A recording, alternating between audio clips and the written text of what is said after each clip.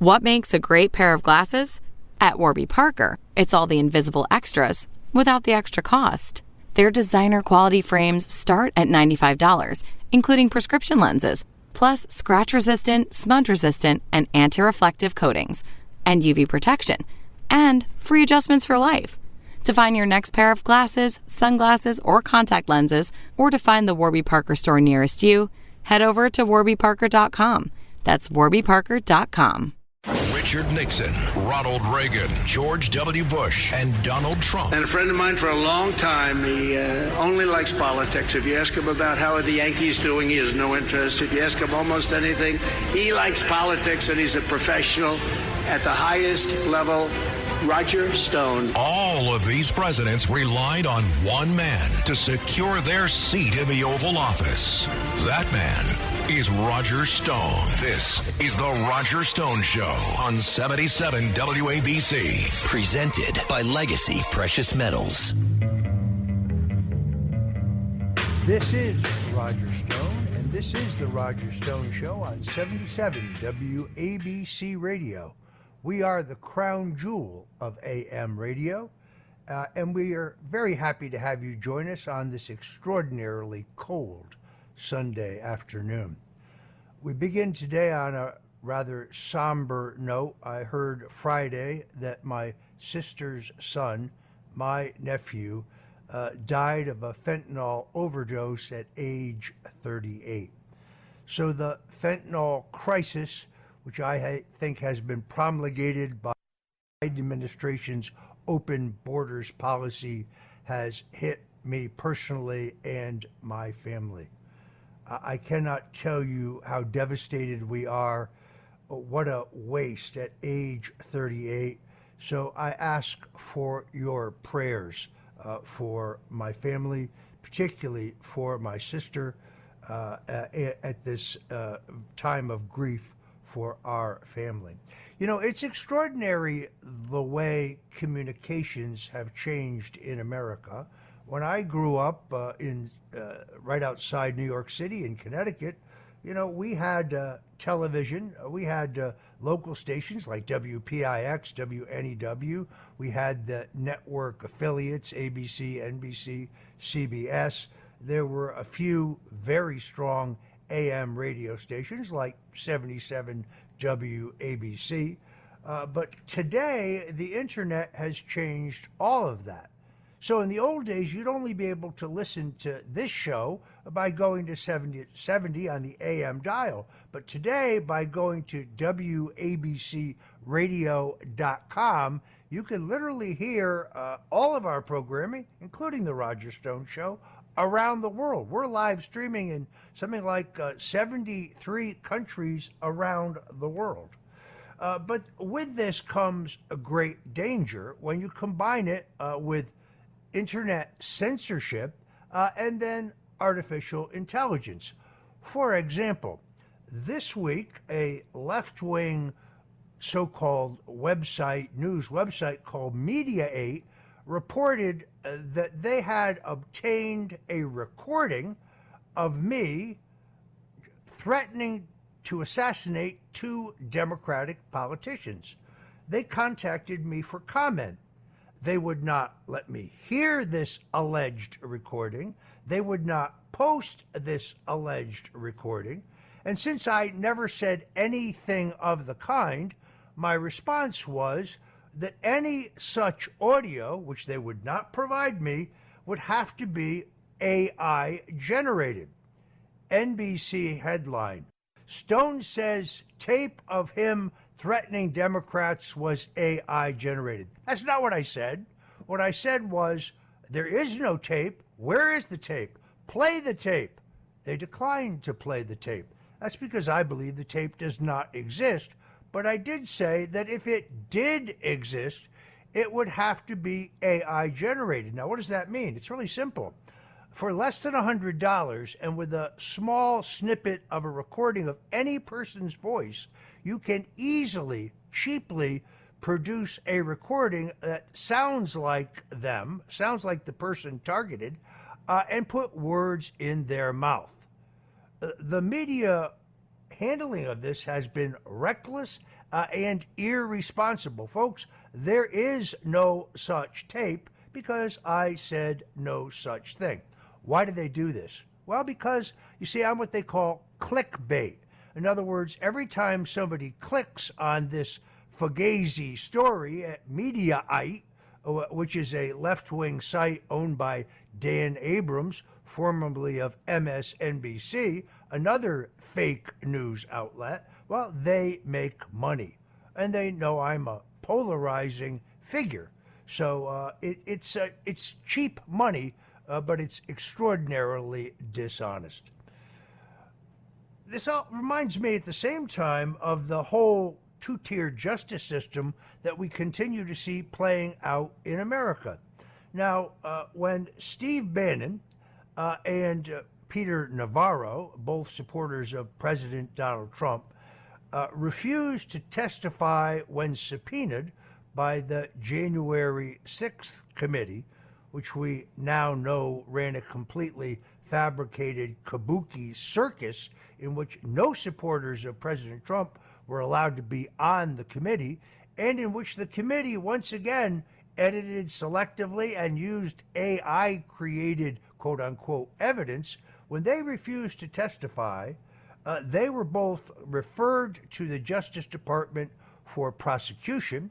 They were very quickly tried and convicted, because it was, of course, D.C. with an all-Democrat jury, and both men are appealing their convictions.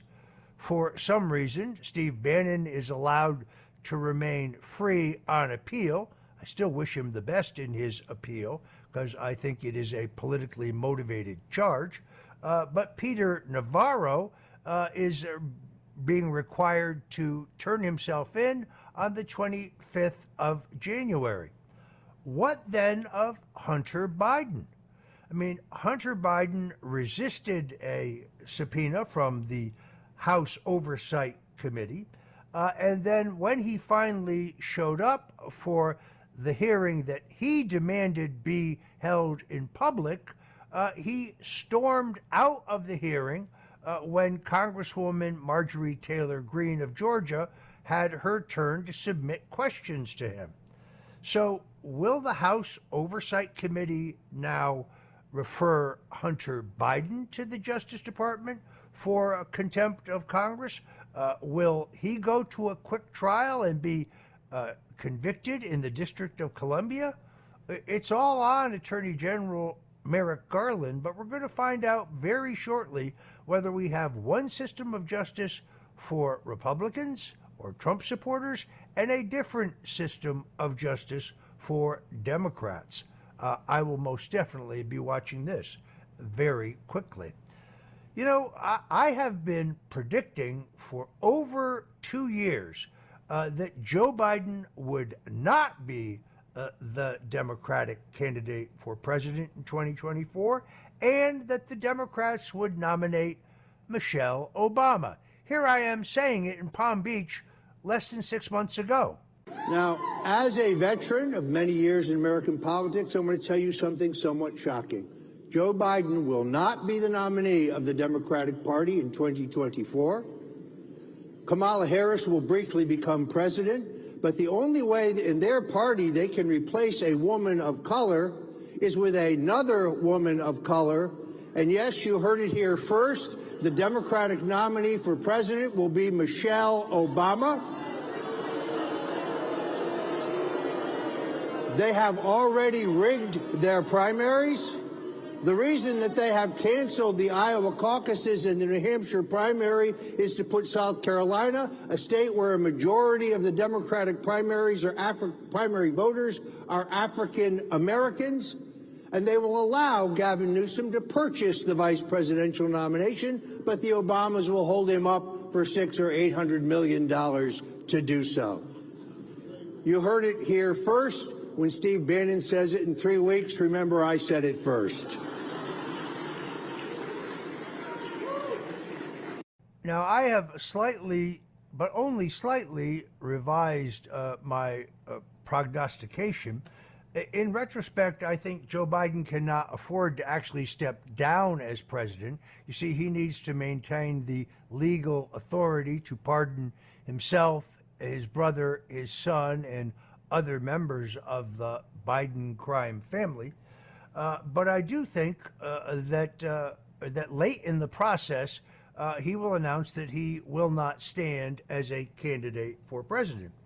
In fact, my sources tell me that when former President Barack Obama lunched with President Biden this past week, he gave him the word that, well, Joe, you're not going to be the candidate. It's important to note that the way the Democratic convention is set up, it is dominated by these super delegates. We don't have that in the Republican Party. In the Democratic Party, the super delegates are elected officials at the state and federal level, as well as party officials who automatically become delegates. And these people overwhelmingly are loyal to Barack Obama rather than Joe Biden. Biden at this point has numerous problems. First and foremost, of course, is his inability to perform in public, to deliver a speech without reading the stage directions. Sometimes he makes no sense at all. He is often falls down. The kickoff of his campaign last week was a hateful anti-Donald Trump harangue. No positive, uplifting message about his vision for the country. No, it was all an attack on Trump. So in other words, the guy who's trying to lock up his chief opponent for president of the country, something you would see in Chairman Mao's China or Stalin's Russia or Fidel Castro's Cuba. No, it's Donald Trump, he says, is the threat to democracy. The administration that is censoring what we can say and listen to and read on the internet, they say we are the threat to democracy. The administration that is illegally surveilling 278,000 people last year without warrants from a judge and dipping into the 702 database to get personal information on 5 million Americans. They say we are the threat to democracy. It is extraordinary. Now, when you combine that with the impact of Bidenomics, why Joe Biden would ever put his name on his failed economic policies is beyond me. Yesterday, I was on with Larry Kudlow here at WABC, and we talked about this. There is no feeling of economic prosperity in the country, and how people feel is far more important than the actual statistics. I believe that they have manipulated the employment statistics. The inflation cannot be denied. It's destroying the buying power of the average American family.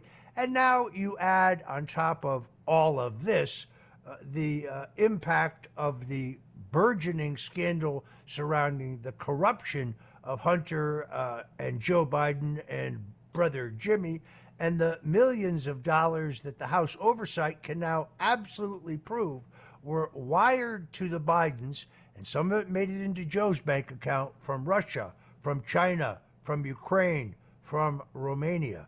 The combined weight of all these problems means that Joe Biden is going to have to step aside. So look for him to announce later in the year that he will not be standing for re-election. Now, those who say that Michelle Obama would be a weak candidate, or who are making risque jokes about her gender, make an enormous mistake. She would be an extraordinarily formidable and tough candidate for any Republican. I expect in this particular case that Republican is almost definitely going to be Donald Trump. But to underestimate her appeal with no political track record to attack would be an enormous mistake. If you look at the parallels between her husband's trajectory to the presidency and her own course, they're almost identical. Barack Obama started out running a voter registration program in the community. She now heads a voter registration program, largely funded with $26 million from George Soros. Barack Obama published 2 autobiographies that essentially set up the fake narrative of his life. Now, Michelle Obama has published her second biography, establishing a largely fabricated narrative of her life. Who was it who keynoted the Democratic National Convention 4 years prior to his nomination? Well, it was Barack Obama. Who keynoted the last Democratic National Convention? Well, that was Michelle Obama. So you see the exact parallel. I still believe that Kamala Harris will be dispatched when Barack Obama goes to her and says, look, if you, like Joe, will step down and not seek the presidency, we'll give you the first Supreme Court vacancy. And if Michelle Obama was successfully elected president and the Democrats held on to the Senate, both of which are entirely possible, she's a former attorney general. As strange as it may seem to some of my listeners, she could be confirmed. So I believe that's how it will play out on the Democratic side. As for the Republicans, well, Vivek Ramaswamy, one of the Republican candidates for president, joins us today on the Roger Stone Show, a terrific interview that we have coming up. But you can already see how the stage is being set.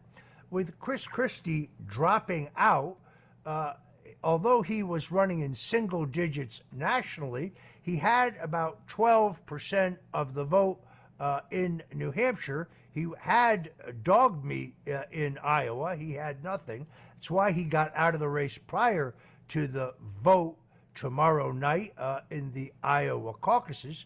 But when you redistribute his vote in New Hampshire, it moves almost completely to the establishment candidate, Nikki Haley. Some would say that Nikki Haley is enjoying a bit of a surge in New Hampshire. There's no evidence of that in Iowa, and Iowa will impact New Hampshire. This is what former President George H.W. Bush in 1980 called the Big Mo.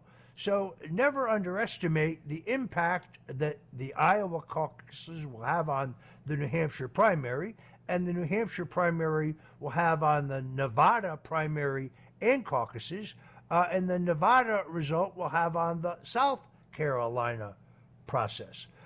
I will say this, as a veteran of 13 national Republican presidential campaigns, the Trump campaign has built one of the best organized, most finely tuned, well-oiled voter identification and turnout operation that I have ever seen.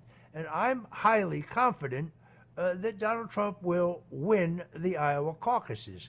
Win is defined as coming in first.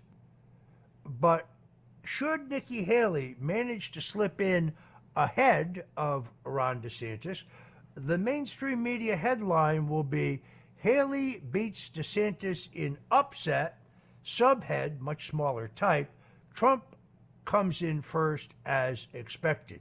You see how they do that? So it remains to be seen. Now, if Ron DeSantis should come in third in Iowa, which is possible, but I think unlikely, I think both DeSantis and Haley will be a distant second and third in some order. Well, the DeSantis vote redistributes almost completely to Donald Trump, where Chris Christie's vote redistributes, in other words, voters' second choice, to Nikki Haley. It'll be very interesting to see how all of this unfolds. If you're just tuning in, this is the Roger Stone Show here on 77 WABC. Don't touch that dial. We're at 770 on the AM dial, but You can also listen to us on the 77 ABC radio app. So take a minute to go to the App Store and download that to your cell phone so you don't lose any of the amazing both commentary and entertainment that we have here right at 77 WABC. The U.S. Supreme Court heard arguments regarding whether or not the Constitution provided immunity to President Donald Trump for acts that he took place or that he was responsible for during his presidency. Judge Andrew Napolitano joins us later today on the show to talk about that constitutional issue, also to talk to us about the efforts to prohibit Trump from being on the ballot in various states because the U.S. Supreme Court has decided to take the Colorado case. And then we also have extraordinary developments in Georgia, where we have learned that the Fulton County prosecutor, Fani Willis, who has charged Donald Trump and others with conspiracy, insisting that Trump lost the Georgia election, knew that he lost in Georgia, and conspired with others to hold on to power. Well, Willis has just been caught giving $645,000 of taxpayer money, which she actually took out of a COVID relief fund, to pay her paramour, who is a personal injury attorney named Nathan Wade, to serve as the chief prosecutor in the Trump case. This is amazing because at the same time, we learned that Nathan Wade, the prosecutor, and Fani Willis visited Joe Biden's legal counsel in the White House prior to the indictment of Trump, which is amazing because we also learned that New York Attorney General Letitia James met with not only the January 6th committee staff, but also with legal officials in the Biden White House prior to Trump's indictments in New York State. This smacks of a RICO indictment itself. In other words, when state and federal prosecutors are conspiring together to take down Donald Trump, you see the extent to which the entire justice system has been weaponized for extraordinarily political purposes. Then you have the ongoing fiasco of the Trump valuation case right there in Manhattan, where Judge Engoron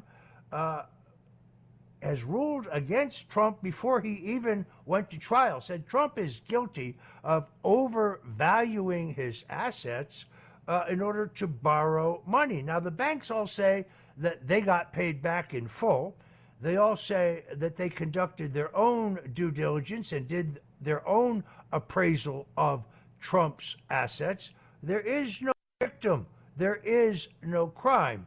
This is a politically motivated prosecution of the absolute worst sort. At the same time, you have Cassidy Hutchinson.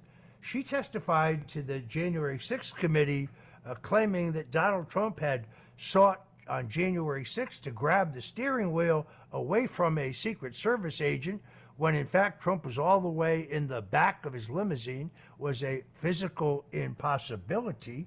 But Hutchison then has sought to file a 15-page amendment to her sworn testimony. Now, you only amend your sworn testimony to Congress for grammar or punctuation, but she's made factual changes.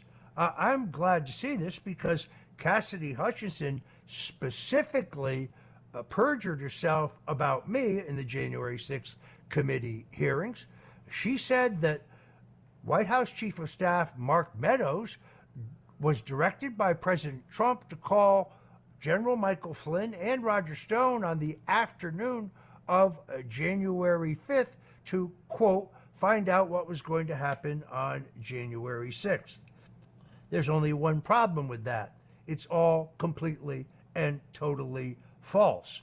Any examination of my actual cell phone records or the cell phone records of Mr. Meadows would prove that that's false. But then over at MSNBC, Ari Melber says that Special Counsel Jack Smith has obtained Donald Trump's cell phone records and the cell phone records of an unidentified individual,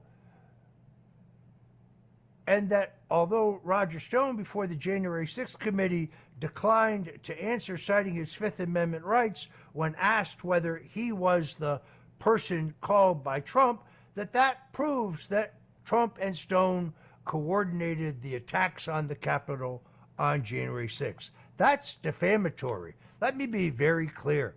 I didn't speak to President Trump or anyone on the White House staff on January 5th or 6th. In fact, between December 28th of 2020 and March 24th, when President Trump heard that my wife had successfully finished her cancer treatments and he graciously invited us to Mar-a-Lago, I had no contact with the president or any member of the White House staff.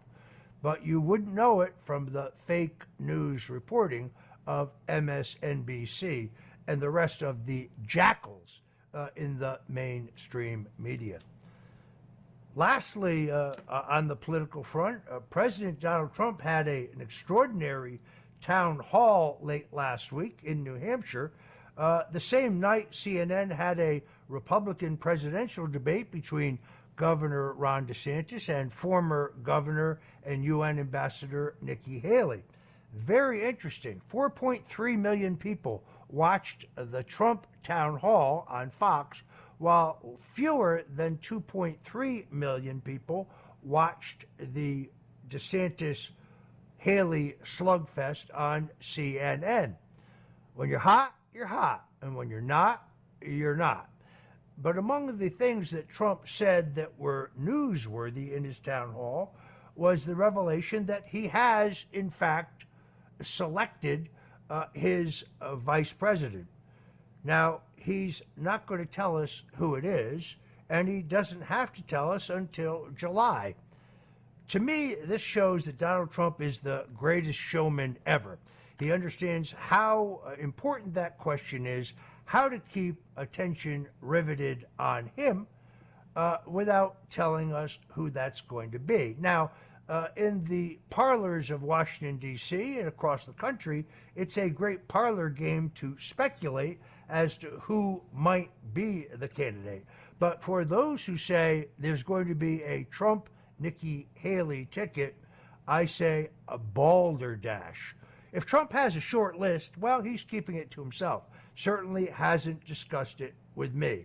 And the names that have been thrown out there, Kristi Noem of South Dakota, the governor, Sarah Huckabee Sanders, the governor of Arkansas, my good friend Tucker Carlson, who joined us last week here on the Roger Stone Show, Tulsi Gabbard, the former Democrat, now independent congresswoman from Hawaii. These are all intriguing, but only one person knows, and that person is Donald Trump. Also joining us today, Mike Davis, former chief clerk of the U.S. Senate Judiciary Committee. He's going to talk to us about the Georgia fiasco with Fani Willis. We have a jam-packed show for you, so folks, don't touch that dial. I'm Roger Stone. This is the Roger Stone Show, and we will be right back. Last week was our first playoff game, and my plaque psoriasis was so itchy under all my gear. Sometimes just thinking about scratching could take me out of the moment. And then my doctor told me I could get clearer skin with a pill called Otezla. Otezla apremilast is a prescription medicine used to treat adult patients with plaque psoriasis for whom phototherapy or systemic therapy is appropriate. Otezla can help you get clearer skin after just 4 months. Okay, ready for the next game. Talking to my doctor about a pill was a total game changer. Don't use Otezla if you're allergic to it. Get medical help right away if you have trouble breathing or swallowing, swelling of the face, lips, tongue, throat, or arms. Severe diarrhea, nausea or vomiting, depression, suicidal thoughts, or weight loss can happen. Tell your doctor if any of these occur and if you have a history of depression or suicidal thoughts. Live in the moment. Ask your doctor about Otezla. Call 1-844-4-OTESLA or visit Otezla.com for prescribing info about cost, and more. This episode is brought to you by Progressive Insurance. Do you ever find yourself playing the budgeting game? Well, with the Name Your Price tool from Progressive, you can find options that fit your budget and potentially lower your bills. Try it at Progressive.com. Progressive Casualty Insurance Company and Affiliates. Price and coverage match limited by state law. Not available in all states. This is the Roger Stone Show on 77 WABC. Presented by Legacy Precious Metals. A man who's gone through hell, but he's kept going, and he's smart, and he's strong, and people love him. Not everybody, but people love him and respect him. Roger Stone. Now, here's Roger Stone. This is Roger Stone, and we're back on the Roger Stone Show here at 77 WABC Radio. Joining us now is Judge Andrew Napolitano, longtime legal analyst for Fox Television, now the host of his own red-hot podcast, Judging Freedom. Right up front, I should tell you he's a friend of mine of over 30 years, and it is a great honor to have Judge Napolitano on the Roger Stone Show. It's a pleasure to be with you, my dear friend, and I hate to say this, but I think it's more like 40 years, but whatever it is, our friendship is long and deep, and I'm proud of it. Well, I'm trying to make both of us sound younger than we really are. You're good at doing that, my man. So, Judge, there's so much going on in the legal world. Let's start with a broader topic. You have been around a long time. Have you ever seen anything like this tsunami of lawfare that is being used against President Donald Trump? Not in this country, not in my lifetime or your lifetime, no. This is quite extraordinary. The civil case in New York, which should have been thrown out on constitutional grounds. I can get into that later if you want. The case in Georgia, which makes no sense, and the two federal cases are. You have described it right by calling it a tsunami. I mean, it is our friends on the other side of the aisle, and I say friends sarcastically, using the judicial system for fear that the electoral system will not enable them to stop him from another term in the White House. It's pretty clear. I think the Mar-a-Lago case is troublesome for him. The other cases are based on politics and are garbage as far as I am concerned. I love him, as you know, and have known him for as long as you have. Maybe you've known him a little longer. He doesn't always get the best representation. Sometimes his lawyers say things that don't move the ball forward. But I do believe that the public sees what's going on here, because every time there's an adverse ruling in any one of these cases, adverse to Donald Trump, his numbers, it's literally true. Every time there's an adverse ruling to him at the trial court or at an appellate court, his poll numbers go up. Yeah, it is counterintuitive. Normally when a candidate for public office gets charged with a crime, their support among the voters dries up, their money dries up, and they're soon out of the race. And then usually, since the government usually wins at court, found guilty. This is completely counterintuitive, but I agree with you. I think the American people are seeing through it. In the Georgia case and in the federal case brought by Jack Smith in Washington, D.C., it seems to me that the prosecutors have an obligation to prove Trump's state of mind. In other words, mens rea. I'm not an attorney, but I've read about it.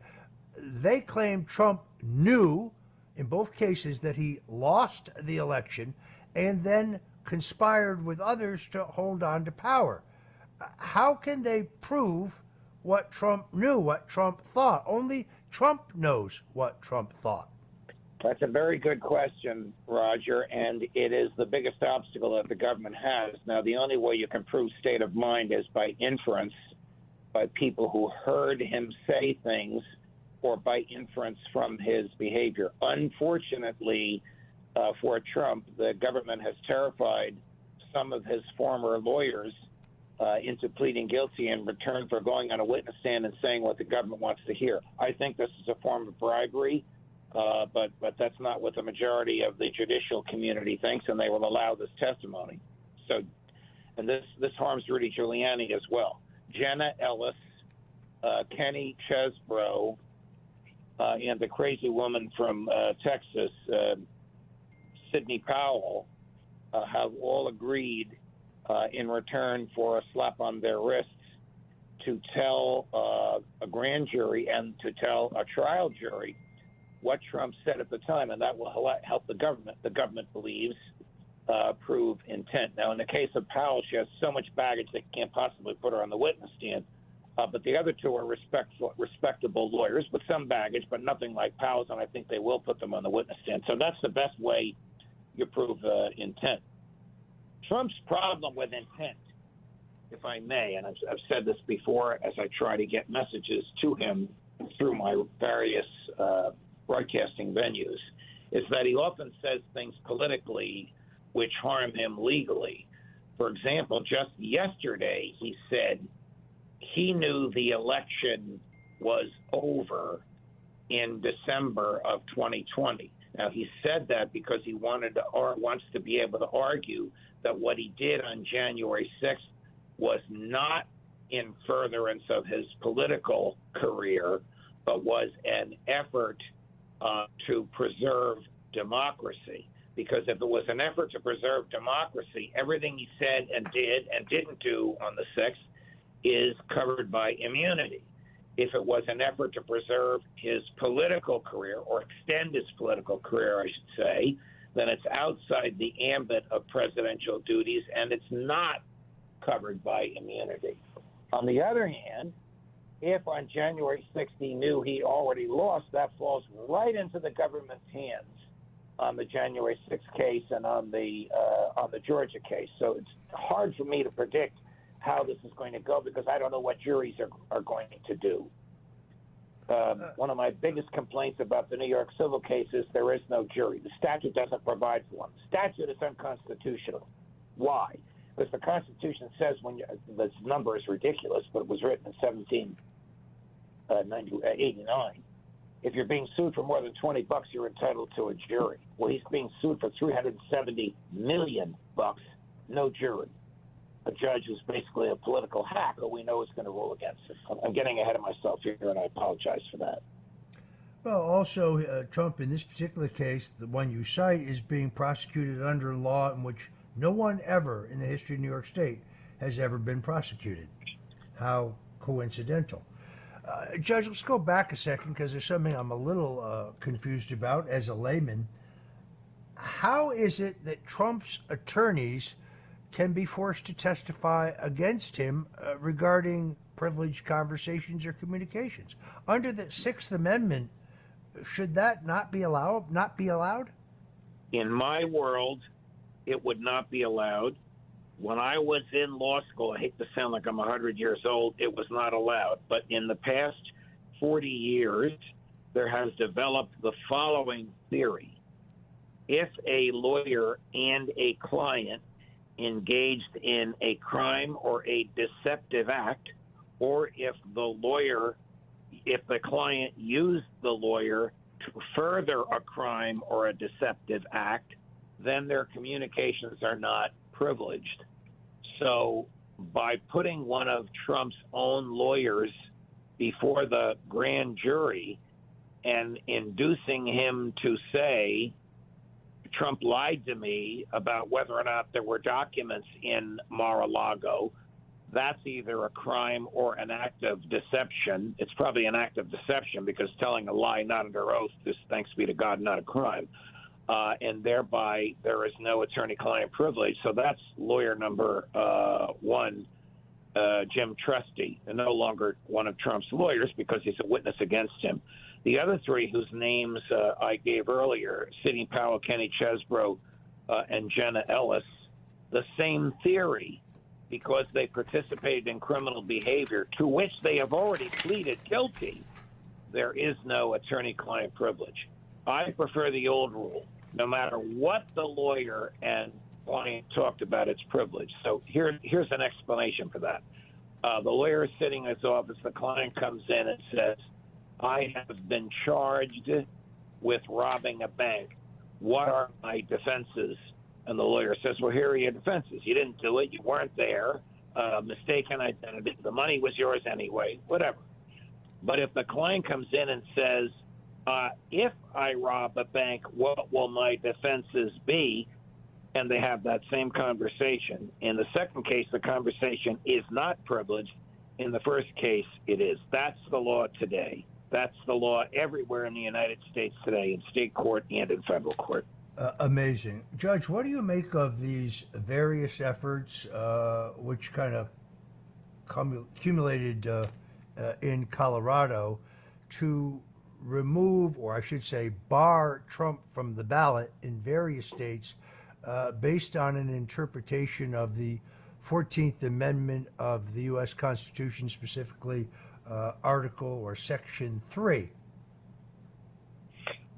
Well, here's an area, this is very, very rare, where you and I and former New Jersey Governor Chris Christie agree. This should not be done.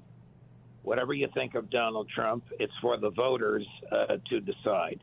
Article 3 of the 14th Amendment was written for one purpose, to keep those who engaged in war in behalf of the Confederacy against the Union during the war between the states, more commonly called the Civil War, from returning to the federal government as federal office holders.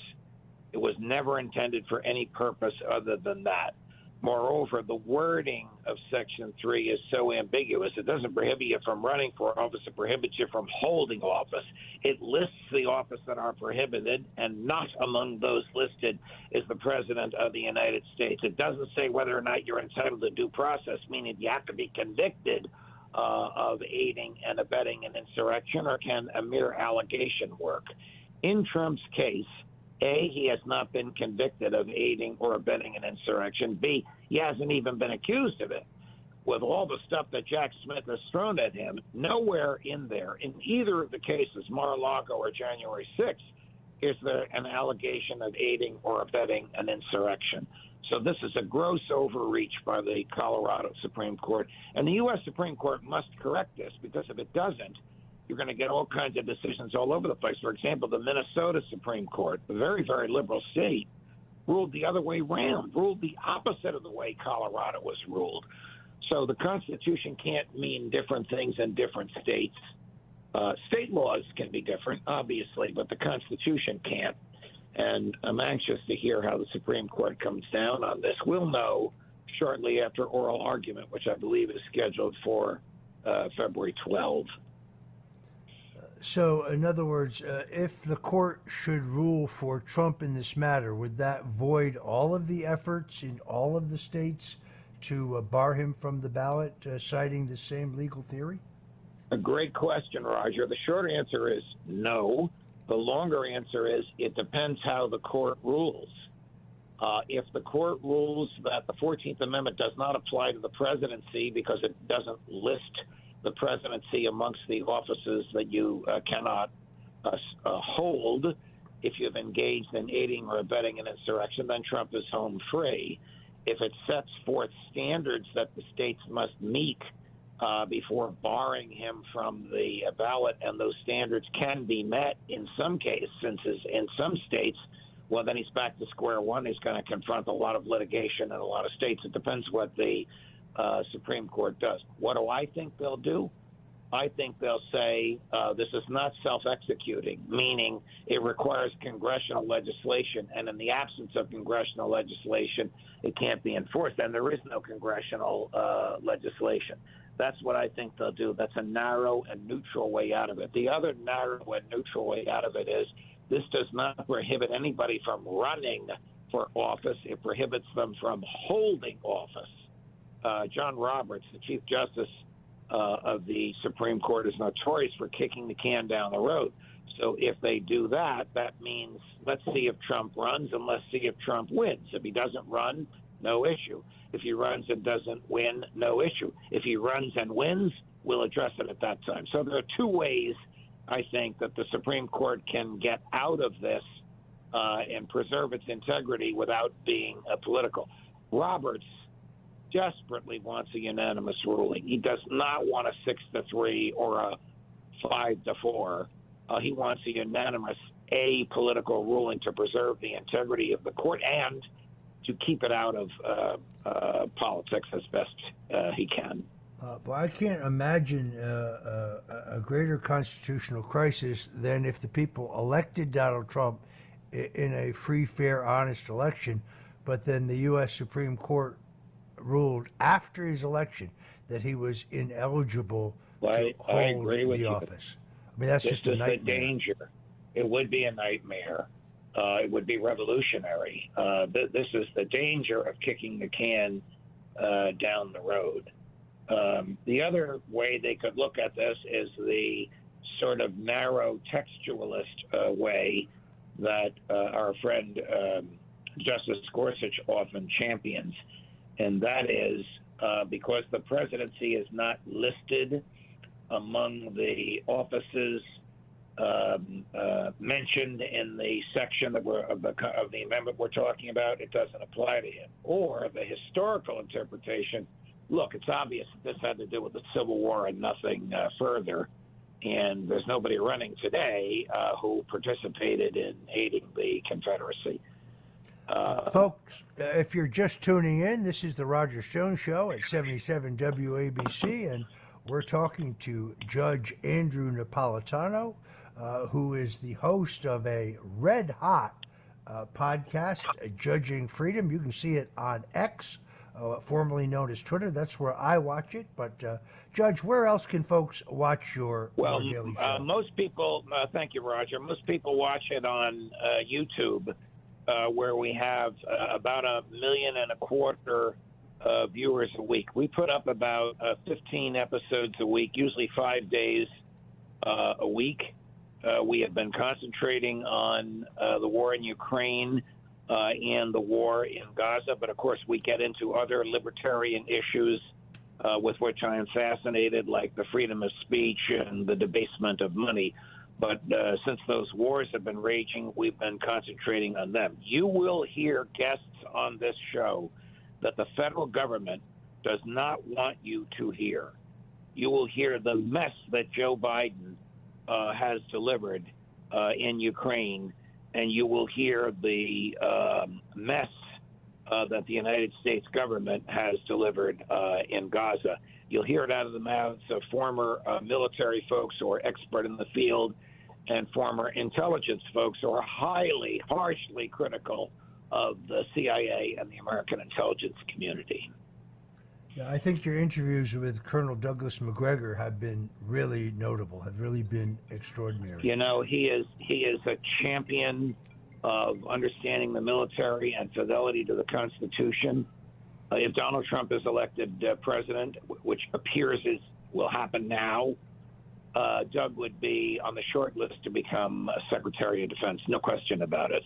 He was highly regarded in the Trump Defense Department in the last 2 years of Trump's presidency.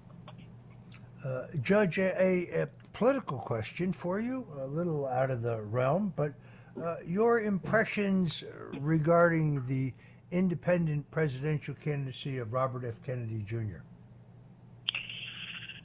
Bobby has been a friend of mine for a number of years, and a lot of people promoted me, as you know, because we talked about this, but not publicly, but I'll mention it if you don't mind, promoted me to be considered by him as his vice presidential running mate. That was deeply flattering. We agree on a lot of issues like the deep state, the intelligence community, forcing vaccines on people, things like that. But lately, Bobby's views on the slaughter in Gaza and Bobby's views on the First Amendment have turned me off to his candidacy. From time to time, he texts me, but when he does, we avoid those issues. I think he's going to have a much more difficult time getting on the ballot than perhaps and his band of well-meaning and enthusiastic amateurs think. I led the petition drive for Libertarian Party candidate Gary Johnson in 2012 when I could not stomach the candidacy of Mitt Romney, and I myself briefly left the party of Lincoln, the party of Eisenhower, the party of Nixon, Reagan, and Trump to support his candidacy.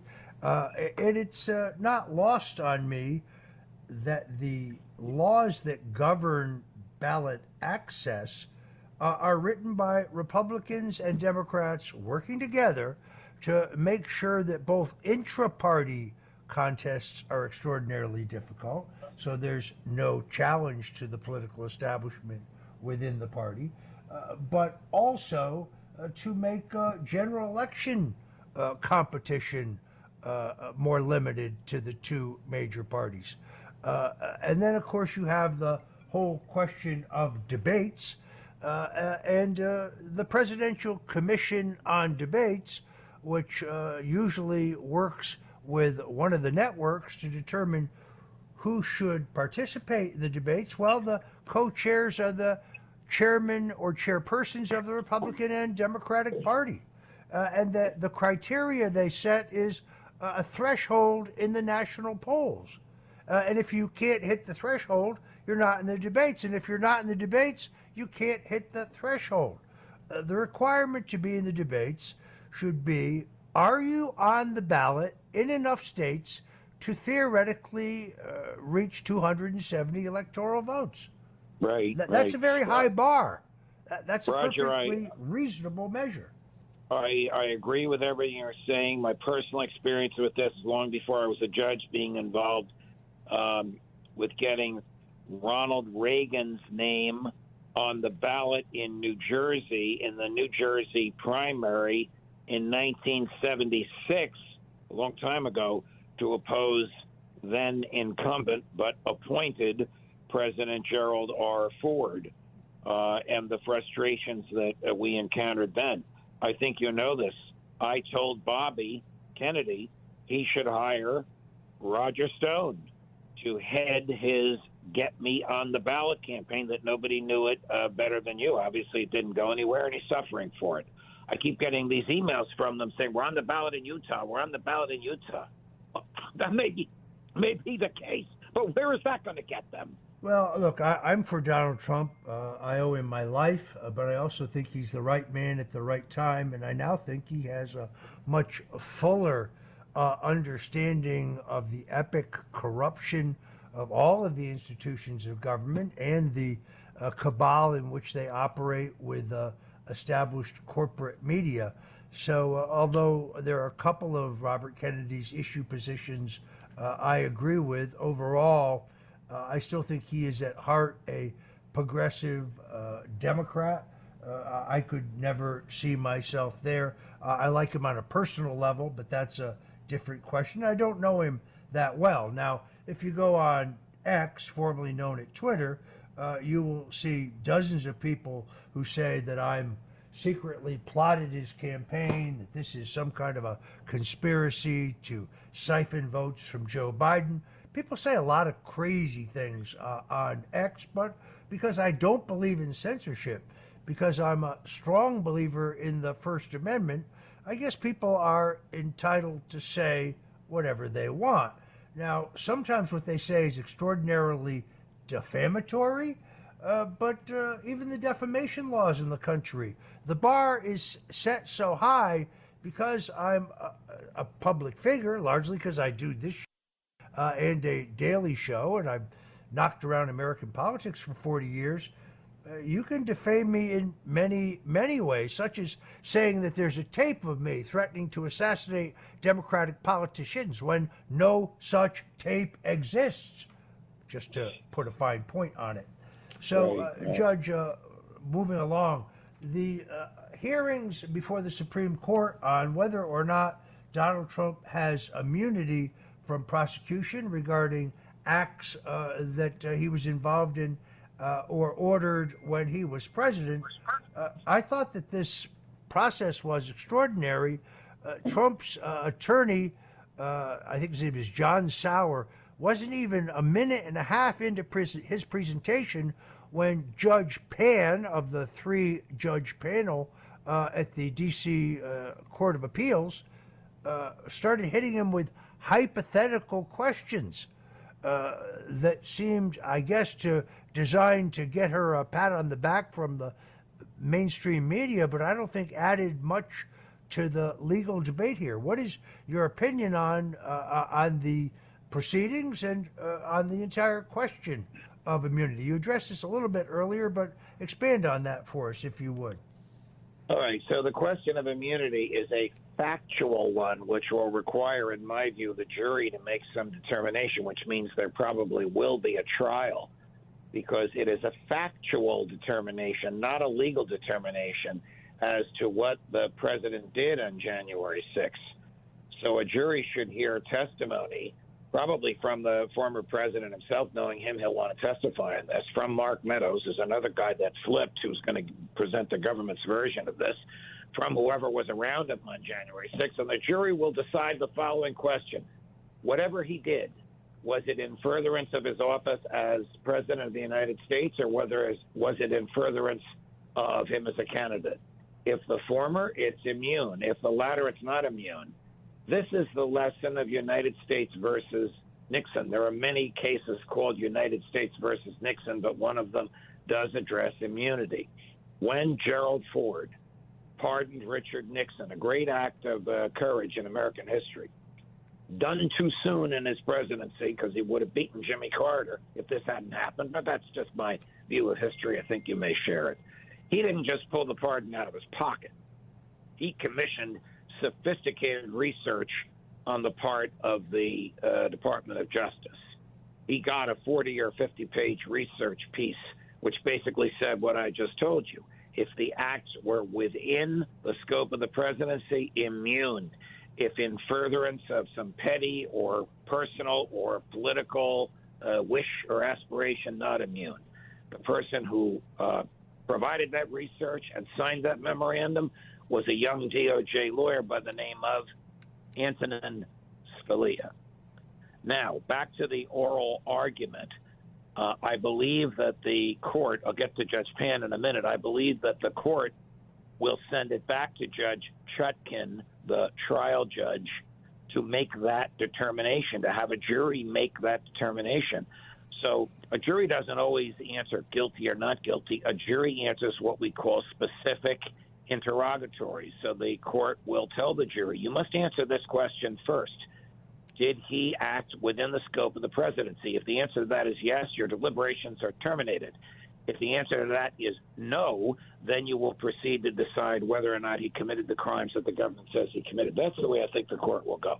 Judge Pan's question was a hypothetical to see how far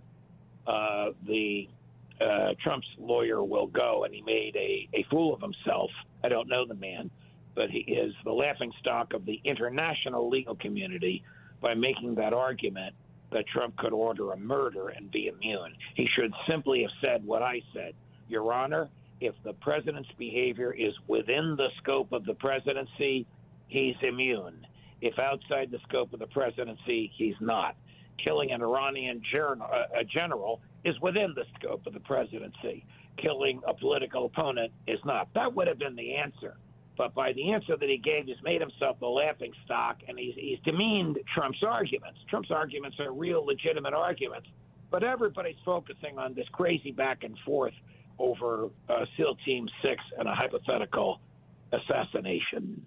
Yeah, I completely agree. I had an interview with the criminal defense lawyer David Schoen last week, and he made the exact same argument. Well, David Schoen, if you don't mind me saying this, is one of the smartest appellate lawyers that I know, and was privileged to interview him many times in my years at Fox. He is truly brilliant. He's been here on the Roger Stone Show here at 77 WABC multiple times. All right, unfortunately, we are out of time. Let me thank my guest, Judge Andrew Napolitano, longtime Fox legal analyst, but now helming his very own extraordinary daily show, Judging Freedom. You can see that on YouTube, and I commend it to you.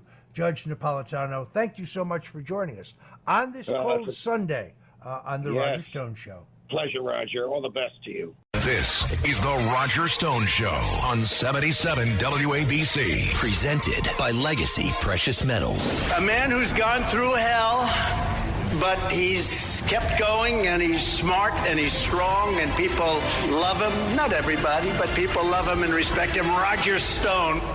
Now, here's Roger Stone. Welcome back. This is Roger Stone, and this is the Roger Stone Show on 77 WABC Radio, the crown jewel of AM radio. Joining us this cold Sunday afternoon is Vivek Ramaswamy. He is a Republican candidate for President of the United States. Vivek Ramaswamy is an American business leader and a New York Times best-selling author of 2 books, Woke Incorporated, Inside America's Social Justice Scam, as well as his second book, Nation of Victims, Identity Politics, The Death of Merit, and the Path Back to Excellence, and Capitalist Punishment, How Wall Street is Using Your Money to Create a Country You Didn't Vote For, which is a long title for a great book. Left-leaning media has called Vivek Ramaswamy one of the, quote, intellectual godfathers of the anti-woke movement. I would wear that as a badge of honor. And also says that he is the right's leading anti-ESG crusader. He was dubbed the CEO of anti-woke by The New Yorker. Both of those movements have now been popularized in our mainstream conservative movement, and Vivek Ramaswamy has unquestionably emerged as an important leader within the America First movement. Born and raised in Cincinnati, Ohio, he is a graduate and valedictorian of his high school class at St. Xavier. He went on to graduate summa cum laude in biology from Harvard and received his JD from Yale Law School while working at a hedge fund. He also started a biotech company, Rovient Sciences, where he oversaw the development of 5 drugs, all of which went on to become FDA approved. I want to say at the top that initially, as a student of American politics, I was skeptical about Vivek Ramaswamy's candidacy, but I've changed my view. I've changed my view based on his performance, by his forthrightness, by his willingness to answer any question, and also by the furious effort of the Uniparty and their allies in mainstream media to censor him, to silence him, to minimize him. He's clearly a man who is over the target. Look, we make no bones about it. I am a 45-year friend of Donald Trump's and a strong supporter of his. That's not going to change. But where Vivek Ramaswamy really got my respect was after Donald Trump was indicted on fabricated charges in Miami. Instead of piling on, like so many of his other opponents, Vivek Ramaswamy showed up outside the Miami courthouse and offered a stout defense of Donald Trump and an attack on the tsunami of lawfare against him. Vivek Ramaswamy, welcome to the Roger Stone Show. It's great to be on. How are you, Roger? Excellent. I appreciate your coming on. So here's an obvious question. You have a distinguished background both academically, a great business success. You're a man who began this race with no public identity and no name ID. Why did you decide to run for president? Because I think it's actually my duty to this country to do it, Roger, because it's my belief that it's going to take somebody from the next generation to reach and lead the next generation of Americans. My parents came to this country with no money 40 years ago in search of opportunity, and I've founded multi-billion-dollar companies. I married my wife, Apurva. She's a successful throat surgeon. We've got 2 sons, and I really don't believe that our 2 sons and their generation are going to grow up in the same country we did. To the contrary, I don't think we're going to have a country left in the next 5 to 10 years if we stay on the track that we're on. And I do think it's going to take an entrepreneur, somebody who's willing to break glass when necessary, somebody from outside of politics to lead us to victory in this war. And I do believe we're in the middle of a war in this country. My faith teaches me that God puts each of us here for a purpose. We have a duty to realize that purpose. And I think right now we need a president who, yes, can be a businessman, an outsider, and break things, but also somebody who knows and deeply understands the law and the Constitution in this country. Those 2 things don't usually go together in the same person. That's what we need. And it's my belief that that is my purpose and duty to this country, to use those skills I've been given to do what's right at a time when we need it. Early in your candidacy, a number of people sent me emails, text messages regarding your alleged association with the World Economic Forum. I examined this and did not find it troubling, but I do want to give you an opportunity to address it. Very clearly, you have been forthright in your denunciation of globalism and the agenda of the World Economic Forum. Let's get this one out of the way. Yeah, absolutely. Actually, the worst part of the story is there was no affiliation with the World Economic Forum to top it off. So they named me on their website like other billionaires. I don't know, Elon Musk or whoever else has appeared on that list, and other people that they just randomly pick as a young global leader on their own website. So when I heard about it, I said, take my name off. I never accepted an award from you. I've had no affiliation with you. I've been a critic of your agenda. I had already written numerous articles against stakeholder capitalism and ESG by that point in time. And so they said, oh, sorry. Yeah, well, maybe we'll remove it. We'll remove it. Sorry. Now, what do I know? I'm not checking this every day. Told them to remove it. Months later, they haven't removed it. I said, remove my name when it comes to my attention again. Then when I start running for president again, then that's when people actually notice again, oh, this name is on the World Economic Forum's website. So I did something nobody prominent in the U.S. has done. I sued them, actually. I sued them in court, and I won everything that I was asking for, which was removal of my name, but I went further. I said I want to guarantee, it's actually my belief then, if I look at some of the other people that have shown up on their list, Elon or others, I bet they've done the same thing to others too. And so I got a legal commitment from them to make sure they would never add someone else to their list or their website in the name of an award or anything else without express written consent, to make sure that would never happen again. And so that's what I do, Roger. If somebody does something wrong, somebody does something they shouldn't do, I hold them accountable. In this case, I sued them, took them to court, got exactly what I wanted to. Well, they capitulated immediately, and that's that. So I believe you got to actually, you see a lot of super PACs that were, especially the Ron DeSantis super PAC, the Never Back Down PAC, the amount of dirt they tried to spread on me early in this campaign because they were threatened by my rise is unbelievable. But the good news is the people of this country are pretty good over time at thinking independently and sifting the truth for themselves, especially in our own movement, even if it takes a little bit of while to sift through a lot of the garbage. I appreciate that. One of the things I like about your candidacy is you not only committed to ideas and solutions and you talk in depth about issues, but you also understand the dynamics of public relations, the dynamics of a presidential campaign. Here's something you posted on X, formerly known as Twitter, several days ago. I thought it was so profound that I reposted it. You said, here's the plot. Narrow this to a 2-horse race between Trump and a puppet they can control. And then 2, eliminate Trump.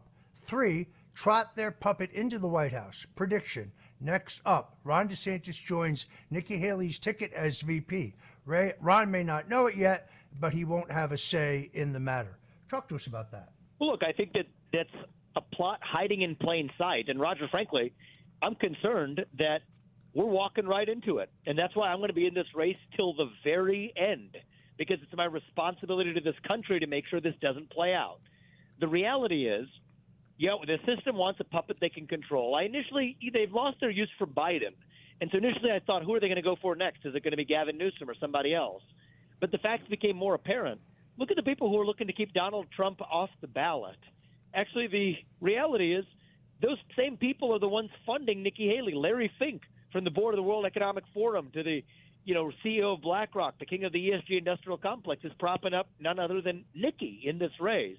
And I do think she is a reliable puppet to advance the pointless foreign war agenda while getting a rake from it personally, as politicians have, and at the same time creating a national security state here that is overreaching in its threats to liberty in this country. She's somebody who wants to tie your social media to your government-issued ID, which I reject, but that's exactly what the puppet masters want. Pro-surveillance state, pro-neocon, pro-war person who they trot into the White House to advance their agendas. So that's hiding in plain sight. They want to narrow this to a two-horse race, take Trump out one way or another. And I'm increasingly of the mind that these people will stop at nothing. I mean, they've made this clear. They'll stop at nothing to keep Donald Trump away from the White House. I've filed an amicus brief with the Supreme Court arguing for laying out some of the legal arguments to overturn what they're doing to Trump in Colorado. I'm the only person who has said, both in Colorado and Maine, every Republican, myself included, needs to remove ourselves from those ballots if Donald Trump's removed, because that's how we protect against election interference in our GOP primary. But when push comes to shove, I think these people will stop at nothing to keep Donald Trump out. And the puppet isn't a Democrat, it's a Republican that they want to trot in to advance their agenda. And I'm not going to let them get away with that. And that's why I'm in this race, because America First cannot end with Donald Trump. It didn't start in 2016. It started in 1776. And we owe it to our founding fathers and to this country to make sure that we have another 250 years and then some still left. And so the way I look at it, and it's why I'm in this race, Roger, is we love Donald Trump because he got this fight started. But now it is our job, and I believe my duty, to finish it. And I think we cannot walk into that trap that they've laid for us. And I hope that's not what plays out in this country, that this is actually successful in achieving what that uniparty donor establishment and media establishment want to see happen. But I'm not going to just hope that automatically happens. To the contrary, I'm worried we're walking right into that trap, that they're selling us the rope today that they're going to use to hang us tomorrow. And you know what? I don't think we're going to look back a year from now and say, oh, are we shocked that happened, whatever it is, God forbid, that happens this year? No, I think we're going to say, how did we not see that coming? And so I think we need to skate to where the puck is going, do the right thing. And that's why I'm asking people, even at the Iowa caucus right now on January 15th, on Monday night, for their vote at the Iowa caucus. I think really, in a certain sense, to save our America First movement and even to save Trump, I think I'm going to be best positioned to do that. And this is about the country and our movement lasting more than just this 8 years we've had. New York City Mayor Eric Adams ran for mayor, saying he was proud that New York City was a sanctuary city for illegal migrants. Now, however, New York City is facing the real prospect of bankruptcy. And the mayor has said, because of the enormous influx of illegal migrants into New York City, that across-the-board cuts are going to be required on services for the people of New York City. Cuts in education, cuts in law enforcement, cuts in sanitation, and so on. We clearly have a crisis at our southern border. The Biden administration continues to insist that the border is secure. How they can say this with a straight face is almost beyond belief. Donald Trump spoke late last week in a town meeting about the largest mass deportation in American history. If you go back and look at it, President Dwight Eisenhower, one of our greatest presidents, deported 1.3 million illegals from the country during his second term. What is your solution to the illegal immigration problem that is in turn fueling the drug crisis and the rise in crime and the economic problems of states, counties, cities, and the nation? Well, look, I do think it's a little charitable, Roger, to call it an illegal immigration problem. It is an invasion of this country. That's what it is. If you had 3 million Chinese coming from the West Coast or 3 million Iranians coming from the East Coast, we'd call that an invasion. It's no different when you got millions upon millions at our own southern border entering this country illegally. And so I think we need to deal with it accordingly. Building the wall is not enough. I'll complete the construction of the wall, but that's not enough. They're building cartel-financed tunnels underneath that wall as well. We need to use our own military to secure our own southern border and our northern border too. That's what I'm going to do as the U.S. president. end funding for Central America. They need to build their own border walls all the way from the northern border of Venezuela to the southern border of Texas. That's what stops the massive northward flow. I'm going to end birthright citizenship for the kids of illegals in this country. It does not apply to them. And then we're going to make sure that anybody who's in this country illegally is returned to their country of origin, including the use of local law enforcement to assist in doing it. That gets us from 6,000 ICE agents to 1 million local law enforcement. Existing laws already allow ICE to serve their warrants via local law enforcement. But again, it comes back to the fact that we need that president who both has what it takes in terms of bringing the brawn and the muscle to do it, but also has the understanding of the law and the Constitution to actually see this through. And I think I can do that in a way that nobody else will. And that's why I think we can have this problem solved in my first few months in office. As I said earlier, you graduated summa cum laude with a degree in biology from Harvard. You've started a biotech company and oversaw the development of 5 drugs that were FDA approved. This is clearly an area where you have some expertise. In retrospect, what is your assessment of the COVID-19 pandemic, the way government handled it, and how that kind of fiasco can be avoided in the future? Well, a lot of lessons to learn there. One is government bureaucrats should follow the law. We now know that this was a man-made virus that came from Wuhan, China, back to infect us here, and that it was likely funded. Its creation was funded by bureaucrats in the United States who broke the law to use taxpayer money to fund gain-of-function research abroad that ended up creating a global pandemic. You should not have government bureaucrats using backdoor mechanisms to avoid the law here in the United States, and that's exactly what they've been doing. That's lesson number 1. Lesson number 2 is we can expect even worse in the future unless we hold those who are responsible accountable for their actions. Whether that's Anthony Fauci here at home and whether that's the Chinese Communist Party abroad, I will hold them accountable. Now, the other couple lessons we got to learn is that it's during times of so-called emergency, Roger, that we need free speech the most. If we'd been allowed to debate those lockdowns, I don't think we would have had those lockdowns. If we'd been allowed to debate the merits of the vaccine, I don't think we would have ever mandated those vaccines. That's lesson number 2, and that's lesson number 3. And lesson number 4 is we need to ensure medical autonomy in the United States of America. Never again mandate the use of something. I think that if you have a sickness and you want to take something, I think you should be able to take it even if the FDA has not approved it. But just because the FDA has approved it does not mean that the federal government should ever be able to force you to take it. Medical autonomy. And so I think I'm the only candidate in this race, though, Roger, that has said, I will strip those vaccine manufacturers of their special liability immunity exemptions that they get under the law. I don't think a single other presidential candidate has pledged to do that. I have, because where there has been injury, there needs to be justice. I have also said that anybody who lost their jobs in the U.S. military for failure to take the vaccine, for refusing to take the vaccine, they should be restored in their positions with full back pay times 1.5x, because there has to be justice in this country. There's a reason why I'm the only candidate who can say these things, actually. I'm not bought and paid for. And I think in my case, every politician you see anymore these days is dancing to the tune of their biggest donor. In my case, that biggest donor is me. I don't report to them, Roger. I report to the people of this country. And that's what it's going to take to revive this country, as somebody who's independent of that corrupt establishment. That's what I bring to the table. It's what gives me my duty to be in this race. And I do think it's going to take somebody with fresh legs to lead us to victory in this war, somebody who knows and personally understands the Constitution so that we're not duped by the swamp. The president will they'll try to have the president duped, the swamp will. It's not going to work on me. And that's why I'm not only in this to the very end, but hope to lead this country for the next 8 years. What, in your opinion, are the prospects that 2024 will bring us a free, fair, honest, and transparent election? Well, I already told you what I think is happening in the next few months. I'm deeply worried for the future of this country. I think there's a trap, and we're walking right into it.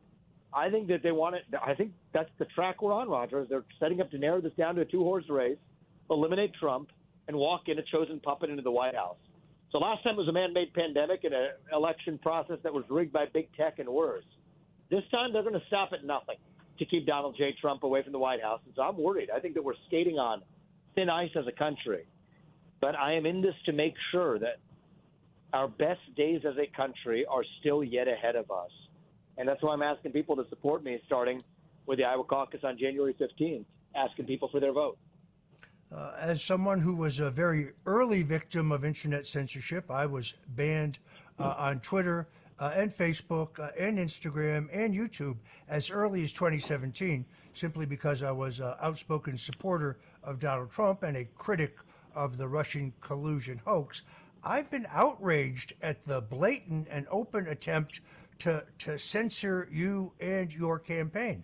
How is it that when Nikki Haley puts up posts a video of a debate, she is allowed to do so on YouTube, yet when you put up such a video, where, by the way, I thought you were terrific, they immediately take you down. This is outrageous. How do you deal with that? Well, the way you deal with it is first you see a problem, you got to name it. And it's unbelievable, Raj. I mean, the efforts that have been undertaken. There's an independent nonprofit group that found that I've actually been the most censored candidate in this race. And then it was RFK and then Trump after that in terms of shadow banning of content. So I think that this is one of the great threats of our time. Is I don't even call it big tech censorship anymore. I'm calling it government tech censorship because that's mostly what it is. Actors in the deep state are using private companies to do through the back door what they could not get done through the front door under the Constitution. That's illegal behavior and it's wrong. So the first step to solve a problem is to name it. That's why I've been exposing it at every step.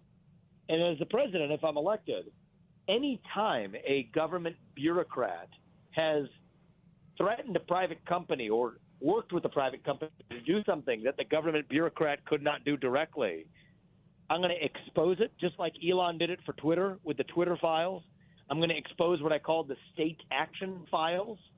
And that's what I'm going to do for every company across the private sector. Roll that log over, see what crawls out, bring the sunlight, and then hold the lawbreakers accountable. And I think it's going to take a president who understands it's not 1980 anymore.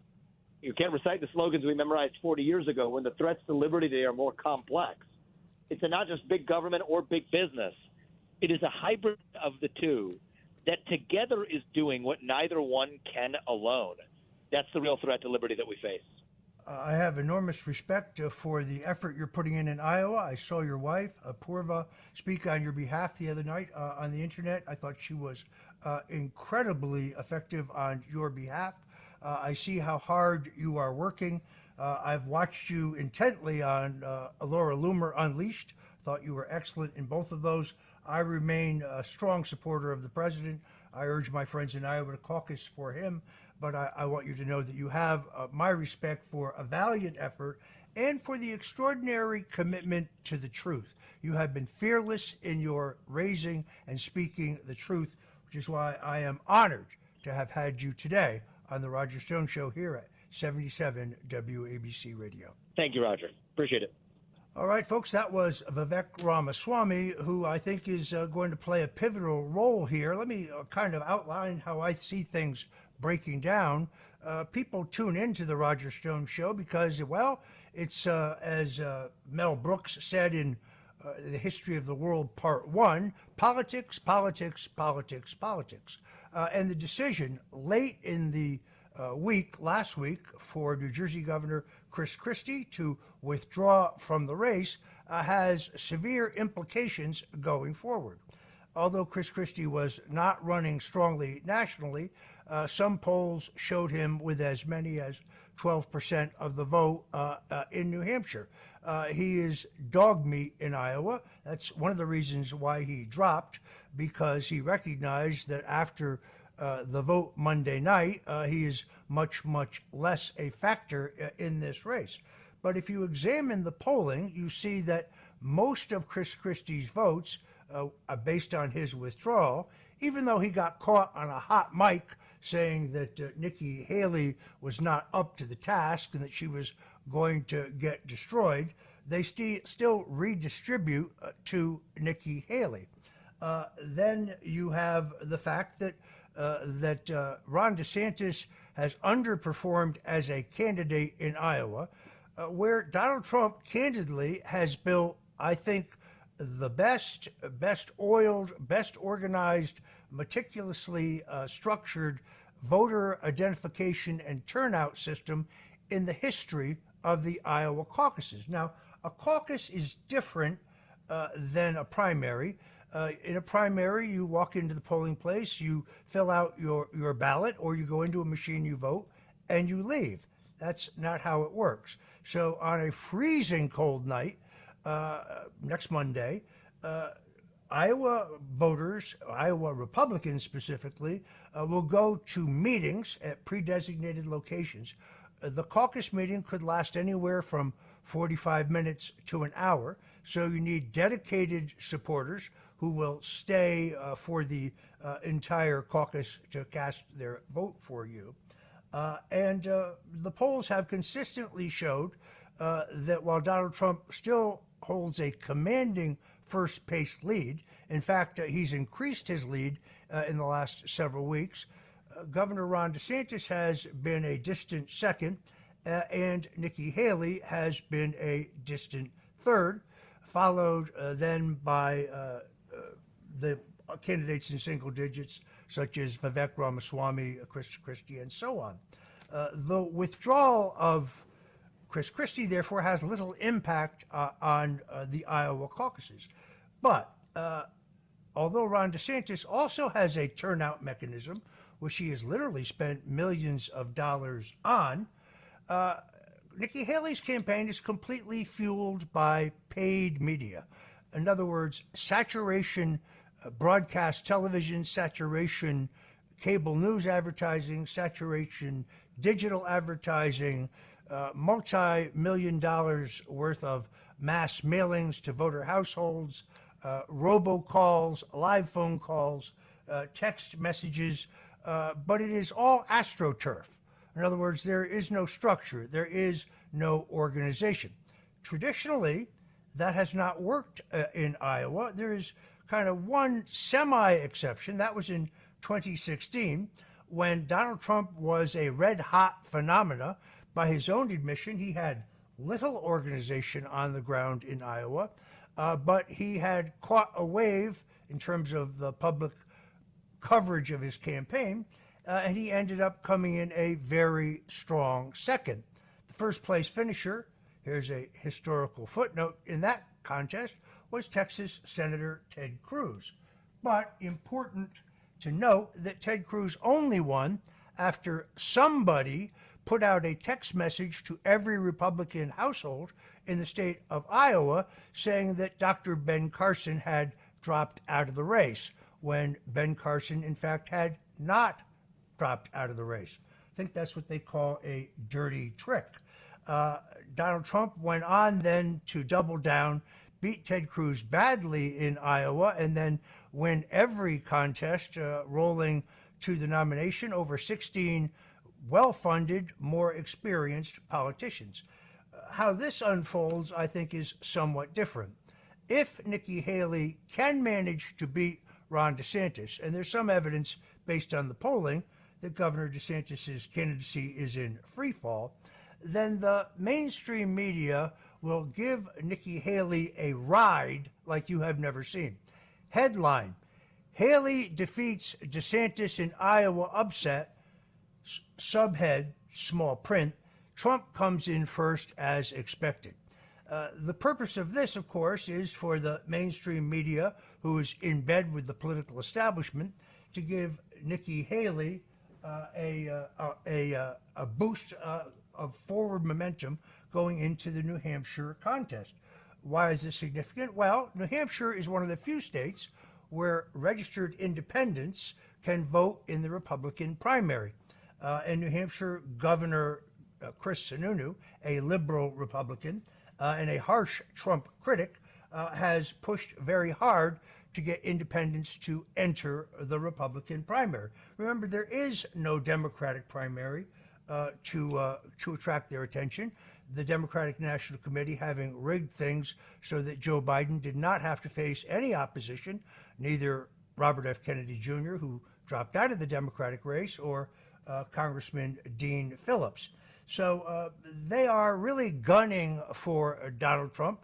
I predict that he holds on to a strong first place finish in Iowa.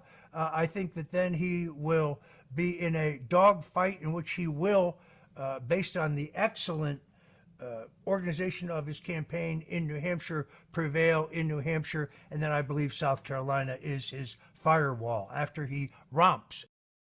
This is the Roger Stone Show. I am Roger Stone.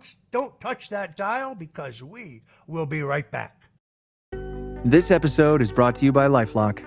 Not everyone is careful with your personal information, which might explain why there's a victim of identity theft every 5 seconds in the U.S. Fortunately, there's LifeLock. LifeLock monitors hundreds of millions of data points a second for threats to your identity. If your identity is stolen, a U.S.-based restoration specialist will fix it, guaranteed, or your money back. Save up to 40% your first year by visiting LifeLock.com/podcast. Terms apply. This is the Roger Stone Show on 77 WABC. Presented by Legacy Precious Metals. A man who's gone through hell, but he's kept going, and he's smart, and he's strong, and people love him. Not everybody, but people love him and respect him. Roger Stone. Now, here's Roger Stone. Welcome back. This is the Roger Stone Show on 77 WABC Radio. Joining us now, Mike Davis, former chief counsel of the U.S. Senate Judiciary Committee, formerly a clerk for Supreme Court Justice Gorsuch, and the chairman and leader of the Article 3 project. Some have speculated about the appointment of Mike Davis as U.S. Attorney General. I think that would be a superb idea, but it's premature. Mike Davis joins us now on the Roger Stone Show. Thank you, Roger. Thank you for having me. And I'm too controversial and crazy to get confirmed to anything. So I don't know if Attorney General is in the cards, but thank you for that kind introduction. All right, let's kind of start with the developments in Georgia. Shocking new revelations that Fani Willis, who is the prosecutor in Fulton County, who has brought a case against Donald Trump and others, claiming that Trump knew he lost the Georgia elections and conspired with others to remain in power, reported now being romantically involved with the personal defense attorney, Nathan Wade, who she selected to be the prosecutor in this case, and paying Wade $645,000 in funds that were actually earmarked for COVID relief. Your reaction to this development? So she hired her boyfriend, allegedly, who had no experience with felony trials. She brought in her boyfriend to run a very complex RICO case against a former president and 18 other co-defendants and a likely future president. This guy's not qualified. This appointment is illegal. There's a conflict of interest, obviously, when you're hiring your secret boyfriends. And then she got, making it even worse, that she hired her unqualified boyfriend for this job. She was allegedly taking kickbacks from her boyfriend in the form of these lavish trips around the world. So she's going to face disqualification from this case. So will her boyfriend, her alleged boyfriend, they'll face dismissal of this case. They're going to face bar complaints and disbarment proceedings. And if there is any justice in this world, they should also face criminal charges, both in Georgia and under federal criminal charges, for their obvious corruption. These kickbacks are obviously illegal. So that's how you think this relationship would impact the integrity of the Trump legal proceedings? Yeah, I mean, the fact that Fani Willis appointed her boyfriend, secret boyfriend, as the special prosecutor, that violates Georgia law. There's an obvious conflict of interest, and I think that President Trump and these co-defendants should move to dismiss this case with prejudice, meaning the case goes away. Even if the judge does not dismiss with prejudice, the judge should absolutely remove Fani Willis and her alleged boyfriend from this case, if these allegations are true, that this guy is Fani Willis's secret boyfriend who she hired, and then there's the separate matter. Congresswoman Marjorie Taylor Greene sent a criminal referral to Georgia Governor Brian Kemp and Georgia Attorney General Chris Carr, asking for them to open a criminal investigation of this matter, which they absolutely have the statutory right to do and they have the duty to do, because you could not have a corrupt prosecutor like Fani Willis is alleged to be and just let nothing happen. There have to be consequences. These prosecutors have so much power. And think about it this way, Roger. Remember, this outside prosecutor, her alleged boyfriend, this secret boyfriend, is getting paid $250 an hour on this case. So it's in his interest and it's in Fani's interest that he gets as much money as possible, right? So he wants to build a complicated case with as many co-defendants as possible, which is what they've done, and he's enriching himself off of this, and so is she, in the form of these kickbacks, these lavish trips. At the same time, evidently, Fani Willis has now been named, I guess subpoenaed, in this prosecutor, actually personal injury attorney, Nathan Wade's proceedings. This is all getting pretty sordid. Yeah, I think Nathan Wade's ex-wife, or soon-to-be ex-wife, is clearly unhappy with this alleged homewrecker, Fani Willis, and it sounds like this spurned wife of Nathan Wade is going to haul in Fani and put her Fani in a chair and grill her about this relationship, about how Fani Willis destroyed her marriage. And so this is only going to get worse for Fani Willis. I don't see how Fani Willis is going to be able to stay on this Trump case. I don't know how she's going to be able to keep this job. I don't know how she's going to be able to keep her freedom. I think she's going to prison over this. Where is the Georgia Attorney General? Why, or maybe it's a premature question, but would you not think that the Georgia Attorney General would have some responsibility to act here? Yeah, he absolutely does, and so does the governor. Governor Brian Kemp, Attorney General Chris Carr, they both have statutory authority to open a criminal investigation when you're dealing with these officials in the states, like this Fulton County DA, Fani Willis. When you're dealing with corruption, they have the statutory ability. I think they have the constitutional duty to do this. And I think it's very important that they do this. And if they don't do this, they are not doing their jobs. They're derelict in their duty.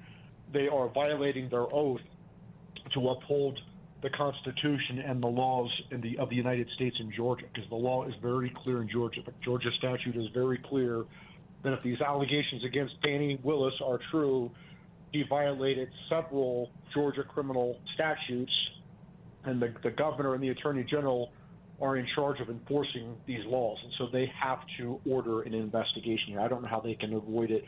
I don't care how much Trump derangement or Trump hatred they have.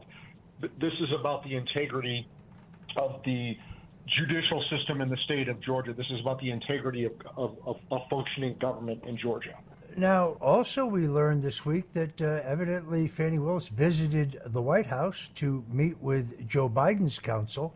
It's been previously, and did so prior to the indictment of Trump and others, it's been previously disclosed that Letitia James, the New York Attorney General, went to the White House, met with Biden's legal counsel prior to Trump's indictment on civil cases in New York City. And it was reported earlier that representatives, attorneys working for Special Counsel Jack Smith met with White House counsel. Is this not the real RICO conspiracy? Yeah, that sounds right, Roger. And I've been saying this since the Mar-a-Lago raid 17 months ago, that this is clearly coordinated with the Biden White House, President Biden and his staff. And that's I don't know how they could deny it. You had Deputy White House counsel to President Biden waive President Trump's claim of executive privilege on behalf of President Biden. So that led to the unprecedented, unnecessary, and unlawful home raid on President Trump for the presidential records he's allowed to have, the congressionally funded office of the former president under the Presidential Records Act. You have Alvin Bragg up in New York, who brought the first indictment. The Soros-funded Manhattan DA brought the first indictment ever against a former president.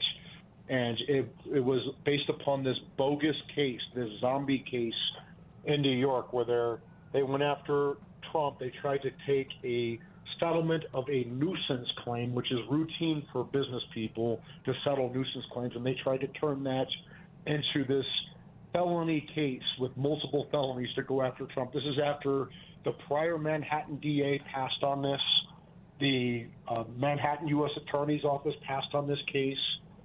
The Federal Election Commission passed on this case. Alvin Bragg himself, when he became the DA, passed on this case. It wasn't until Matthew Colangelo got sent as a senior Biden political appointee in the Justice Department, the number 2 to the number 3, got deployed to Manhattan from Washington, D.C., and resurrected this zombie case against Trump to bring that indictment. So you have Biden's fingers on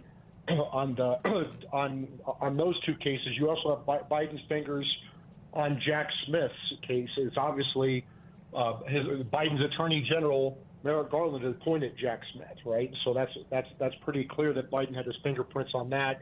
With Fani Willis, she had her boyfriends billed two 8 hours entries for $2,000 each, $4,000 for 2 meetings that this Nathan Wade had on behalf of Fani Willis related to Trump's case, where Nathan Wade had 2 meetings with the White House staff, including one with the White House counsel in Athens, Georgia, before Fani Willis brought this indictment against President Trump along with the 18 co-defendants. It shows you that these 4 criminal indictments by these Democrat prosecutors are being coordinated with Biden and his staff, including the White House counsel.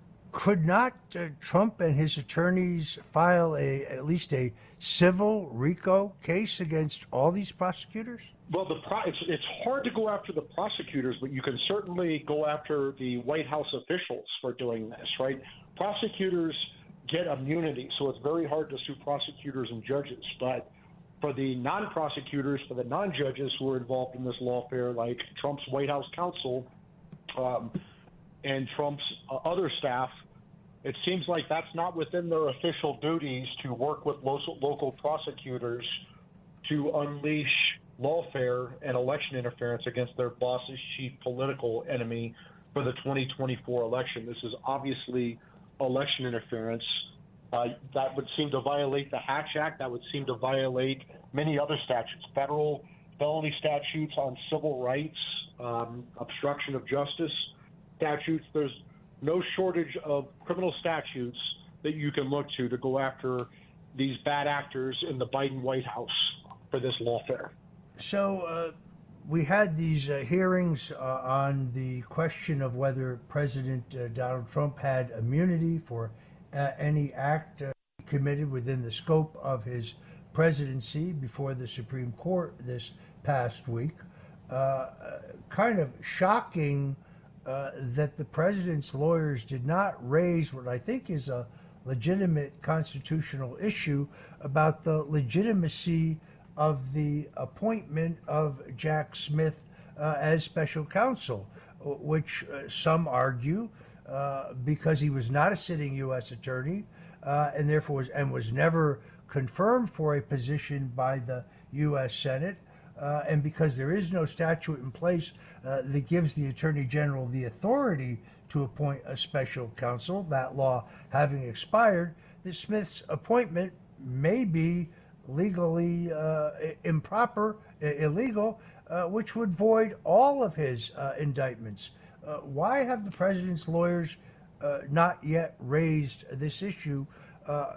Former Attorney General Ed Meese filed an amicus brief with 2 brilliant law professors who are not necessarily Trump supporters with the Supreme Court. But Why have Trump's lawyers not raised this issue in any forum?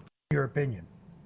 Well, I don't know. I haven't had this discussion with his lawyers on that, but I would say if this is a jurisdictional argument that's being raised, it doesn't need to be raised by the attorneys if it's already raised by the amicus briefs.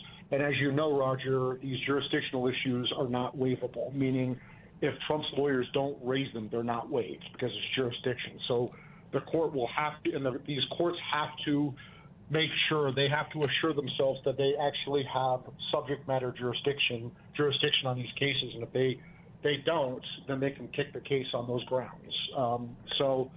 I think it's a very interesting and compelling argument, and it could be a winner. I also think that how I think this is going to proceed is this D.C. circuit with 2 Biden judges and a George H.W. Bush judge on this 3-judge panel. I think that this 3-judge panel is going to rule against President Trump on presidential immunity, which is insane because members of Congress are immune both criminally and civilly for their official actions through the speech or debate clause of the Constitution. Federal judges are immune criminally or civilly for their official actions under judicial immunity. Presidents are civilly immune. We've never had the chance to decide whether presidents are criminally immune because this is the first time ever with this lawfare against Trump that a former president has faced a criminal indictment for actions he took as the president of the United States. So the Supreme Court will almost certainly have to take this case and establish at a baseline level that, yes, the President of the United States, like members of Congress, like federal judges, are immune from criminal and civil prosecution for their official actions as the President of the United States, including the outer perimeter of their official actions, which is the current Supreme Court case law for civil immunity. And then I think the Supreme Court is going to remand the case back down to Judge Chuck and Biden, this Obama D.C.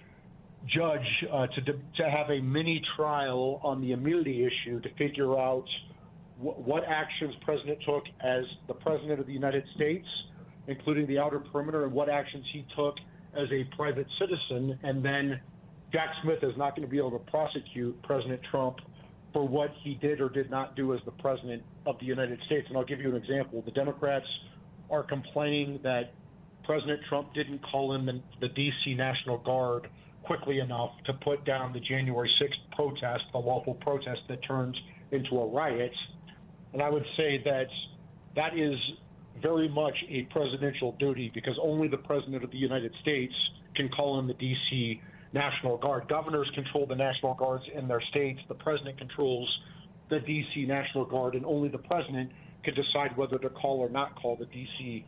National Guard. So he would absolutely be immune from that under presidential immunity. Otherwise, you're going to start to see the Trump 47 Justice Department looking at indictments for, say, President Obama, for President Obama's drone strike on 2 American citizens. Extrajudicial drone strike, didn't get a court order, just ordered the murder of 2 American citizens, including a 16-year-old. So maybe President Obama can face capital murder if we don't have criminal immunity for presidents for their official acts. And maybe President Biden can face manslaughter or felony murder charges for not securing the border, intentionally letting the border go wide open and fentanyl flooding into America and killing American citizens, or his disastrous withdrawal, his reckless withdrawal out of Afghanistan that led to the death of 12, to the murder of 12 American service members. Can President Obama now and President Biden now face criminal prosecution? Do the Democrats really want to go down this path? I don't think they do.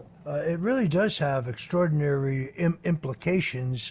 Trump has begun making this point in his public remarks and also in his social media postings.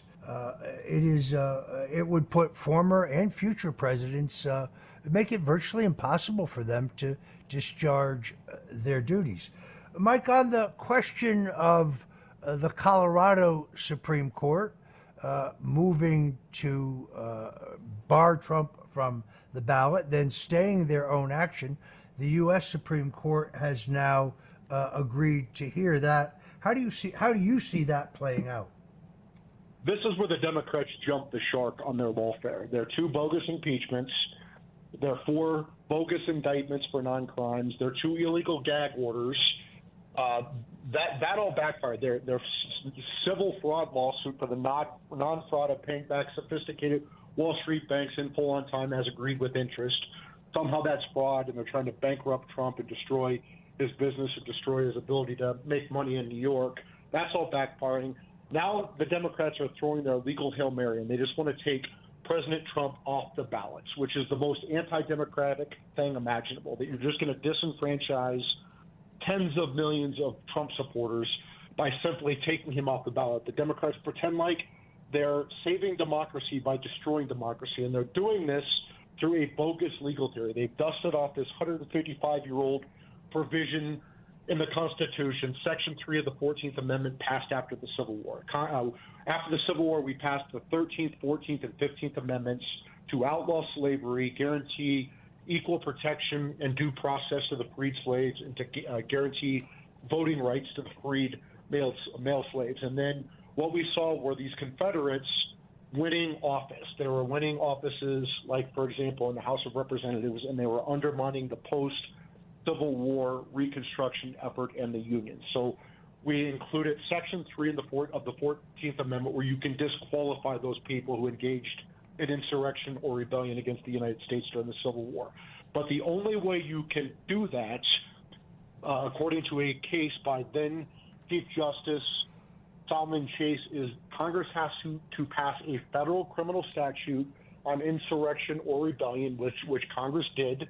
That statute has to have a disqualification clause. So you have a criminal statute for insurrection or rebellion, and it includes disqualification. You have to bring a federal prosecutor has to bring federal charges.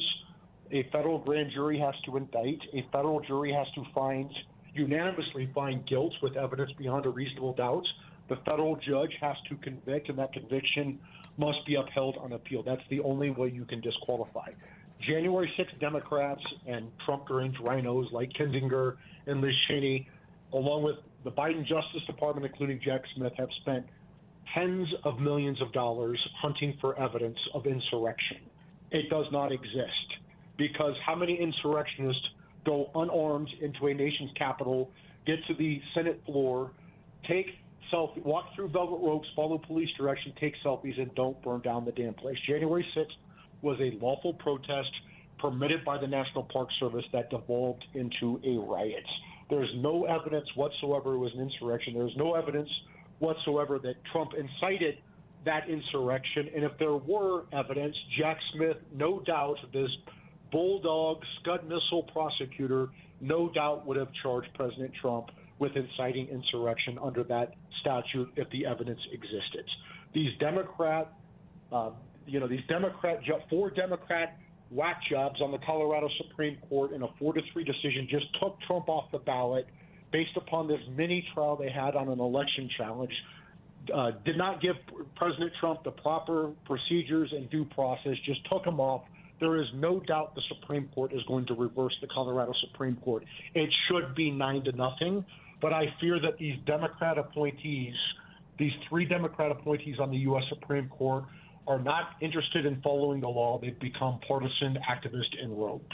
Mike, what was your reaction to the announcement by D.C. U.S. Attorney Matthew Graves that he will now begin prosecuting people who didn't enter the Capitol on January 6th, but were standing on the grounds outside the Capitol? This is outrageous. They've already put these January 6th defendants through hell, where they kept them detained for many, many, many months, sometimes even in very harsh conditions before their trials. They've been railroaded. Look, I've said there are 3 categories of people on January 6th. There are people who were there lawfully. There are people there peacefully. And it doesn't matter whether you agree with them or disagree with them. They have an absolute First Amendment right to challenge elections and protest governments. And that is bedrock in our Constitution and in our tradition. You have to leave those people alone. There are people who trespassed into the Capitol who should be charged with trespass and there were people who were violent, and you should charge the people who were violent more harshly, including Capitol Police officers who were violent, including, if there were government agents, FBI agents in that crowd inciting the mob, they should be charged as well.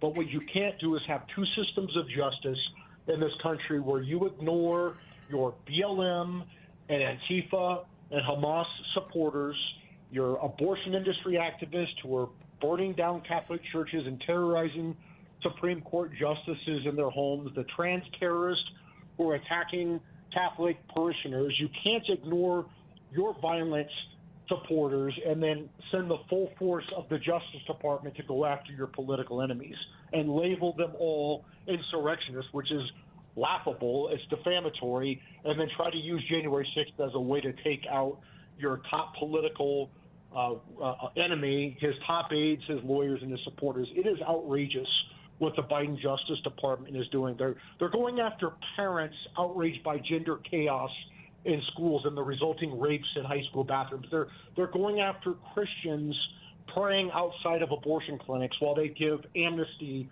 to their trans terrorists and their abortion activists and their BLM and Antifa and Hamas supporters. And if they actually follow through, if Matthew Graves, this partisan hack U.S. attorney in D.C., follows through and starts arresting people who were merely on the Capitol grounds on January 6th, that is the red line where these House Republicans need to shut down the whole damn government over this, because that is outrageous. I've worked in the Senate where during the Capitol proceedings and other judicial proceedings where these Democrat activists, these abortion activists, chased senators through restricted areas. They screamed and yelled during the Capitol proceedings. They screamed and yelled on the Senate floor. Not a damn thing happened to them.